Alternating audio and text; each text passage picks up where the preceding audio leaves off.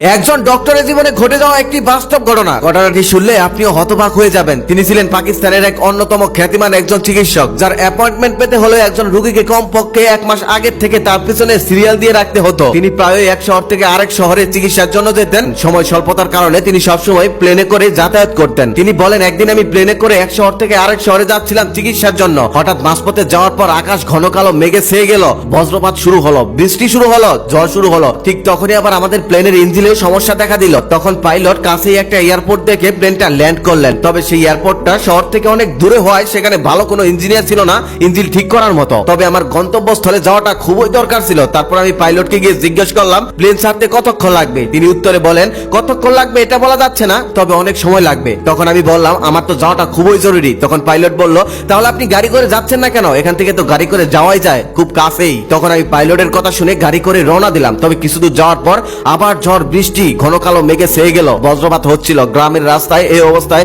যাওয়াটা কোনোভাবেই সম্ভব ছিল না। তারপর আমাদের গাড়িটা নিরাপদে একটি জায়গায় নিয়ে গিয়ে থামালেন। আমি তখন চিন্তা করলাম, যতক্ষণ ঝড় বৃষ্টি হয় ততক্ষণ আমি ওই বাড়িতে গিয়ে আশ্রয় নেই আর নামাজটাও পড়ে ফেলি। তারপর আমি সেই বাড়িতে চলে গেলাম। বাড়িতে গিয়ে দরজায় নক করার সাথে সাথে একজন বুড়ি দরজা খুললো আর তিনি বলল, ভিতরে আসুন। তারপর আমি ভিতরে গিয়ে ওনাকে সবকিছু বললাম আর বললাম, আপনি কি আমাকে নামাজের জন্য একটু জায়গা দিতে পারেন? ওনার ঘরের কোণাতে একটি জায়নামাজ বিছানো ছিল আর সেটি আমাকে দেখিয়ে দিয়ে বলল, আপনি ওখানে নামাজ পড়তে পারেন। সেই জায়নামাজের পাশে একটি ছোট্ট বাচ্চা শুয়ে আছে আর বুড়িটা তার পাশে বসে বসে দোয়া দরুদ পাঠ করছে। আমি নামাজ শেষ করেই তাকে জিজ্ঞেস করলাম, এটা আপনার কি হয় আর ওর কি হয়েছে? বুড়িটা তখন বলেন, এটা হলো আমার নাতি, ওর বাবা মা দুজনেই মারা গেছে। আমি ছাড়া এই পৃথিবীতে ওর আর কেউ নেই। ও একটি ভয়ঙ্কর রোগে আক্রান্ত। এই শহরের সমস্ত ডক্টরকে আমি দেখিয়েছি, তবে কোনো লাভ হয়নি। একজন ডক্টর বলেছেন শহরে একজন বড় ডক্টর আছে, তাকে দেখালে নাকি এটার সমাধান হতে পারে। তারপর আমি সেই ডক্টরের পিছনে অনেক ঘুরেছি, তবে তার অ্যাপয়েন্টমেন্ট পেতে হলে 6 মাস সময় লাগে। আমার পক্ষে তার সাথে যোগাযোগ করা সম্ভব হয়নি, তবে আমি হাল ছাড়িনি। আমি চেষ্টা করে যাচ্ছি আর আল্লাহর কাছে দোয়া করতেছি, হে আল্লাহ, তুমি তার সাথে যোগাযোগ করাটা আমার জন্য সহজ করে দাও।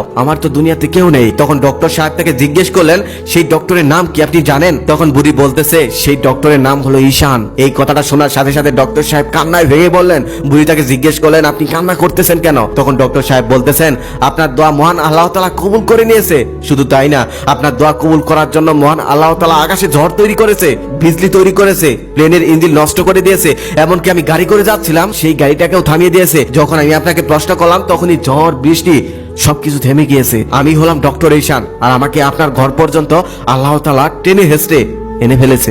এই কথাটা শোনার পর বুড়িও কান্না করতে শুরু করে দিল। তারপর ডাক্তার ঈশান তার চিকিৎসা করলেন। এখন এই গল্পটা একটু ভেবে দেখুন, মহান আল্লাহ তাআলা যদি কাউকে সাহায্য করেন, এভাবেই করেন, নিজেই করেন। আমরা যখন বিপদে পড়ি, ভেঙে পড়ি, আমরা ভাবি আমাদের কেউ নেই, কেউ আমাদের সাহায্য করার নেই, কিন্তু আমরা ভুলে যাই আমাদের মহান রব আছেন, তিনি আমাদের বিপদ থেকে উদ্ধার করতে পারেন, তাছাড়া কেউ পারবেন না। তাই আপনি যখন বিপদে পড়েন তখন আল্লাহর উপর বিশ্বাস রেখে আল্লাহর কাছে চান। মহান আল্লাহ চাইলে সব সম্ভব, আর আল্লাহ তাআলা না চাইলে কেউ আপনার কিচ্ছু করতে পারবে না। তিনি সকল বিপদ থেকে মানুষকে উদ্ধার করেন, হয়তোবা অন্য কারো উসিলায়। আরো একটা কথা, আপনি যদি মহান আল্লাহ তাআলার কাছে মন থেকে কিছু চাইতে পারেন আর সেটা যদি আপনার কল্যাণকর হয়, সেটা আল্লাহ তাআলা আপনাকে দিবেই। সেটা কেউ ফেরাতে পারবে না। শুধু বিশ্বাস রাখতে হবে আল্লাহর উপর আর মন থেকে চাইতে হবে। আর আরো একটি কথা, আমার ভিডিওগুলো যদি ভালো লাগে তাহলে একটি লাইক, একটি কমেন্ট, একটি শেয়ার করে সবাইকে দেখার সুযোগ করে দিন। Thank you.